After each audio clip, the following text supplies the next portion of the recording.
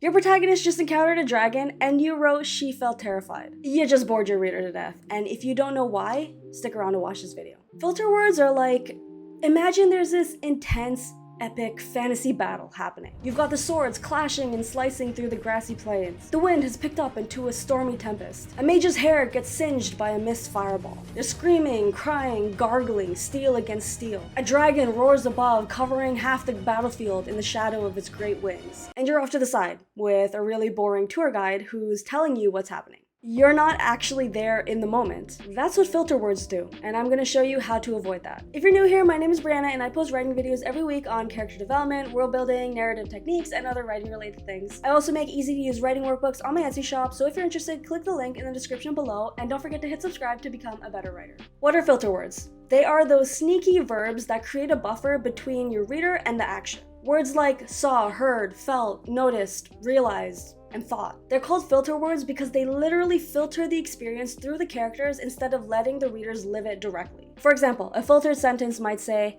Kira saw the ancient runes glowing on the stone wall and felt a chill run down her spine. She heard footsteps echoing behind her and realized she was trapped. This isn't terrible writing, but it's passive. It's telling us that Kira is experiencing these things instead of dropping us into the experience itself. The problem is that filter words turn active, vivid scenes into basically secondhand reports. Every filter word you use is a missed opportunity to show your world in living color. The goal of great writing is not to just tell a story. It's to make the readers forget they're reading words on a page. Filter words work against this because they remind readers that someone is telling them a story instead of letting them experience it as they read. When you're writing action, do you want readers to watch your character watch the action? Or do you want them to feel the blade slice through the air, hear steel ring against steel, or smell blood and smoke? Filter words create narrative distance. They push readers back from the story instead of pulling them in. Every time you write, he noticed or she felt, you're adding a layer between the reader and your world. So how do we eliminate that distance and write with immediacy? Let me show you the 6 filter words that could very well be destroying your manuscript right now,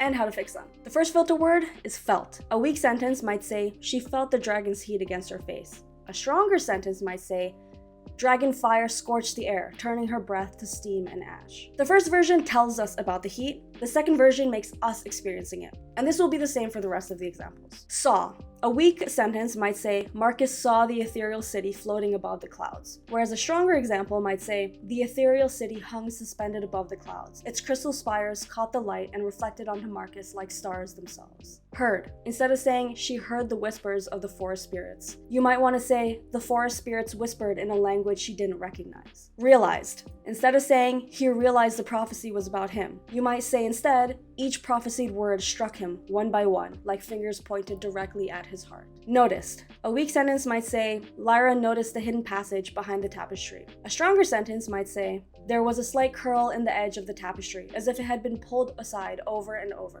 Cautiously, Lyra lifted the edge to reveal a closed wooden door. And thought. A weak sentence might say, she thought about her lost homeland. A stronger sentence might say, images of home flooded her thoughts, silver towers dissolving into ash, laughter cut short by screams that still echoed in her dreams. Now these examples aren't perfect, I just quickly came up with them for the sake of this video, but I hope you can see how they put you into the scene rather than put up a barrier between it. That said, are there times when filter words actually serve your story? Sometimes, and I mean sometimes, filter words are exactly what you need. Typically, you can keep them when you need to show character limitations, so through the fever haze, he thought he saw angels, but the shadows kept shifting into demons. In this sentence, thought emphasizes uncertainty and confusion. You can also keep it when building suspense through delayed revelation, so she heard it again, that scraping sound that might have been claws against stone or her mind finally snapping.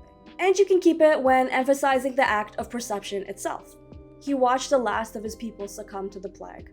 Their faces would be forever burned into his nightmares. The key is intention. Every filter word should earn its place within your story. So what is active voice? If you want to eliminate filter words, you want to improve your active voice. Active voice puts the subject at the front of the sentence, which creates immediate dynamic prose that's opposite from passive voice, which makes your narrative clunky, slow, and boring. One way that you can make your writing more active is to make the world act directly. A passive sentence would say, she felt the ground shake beneath her feet.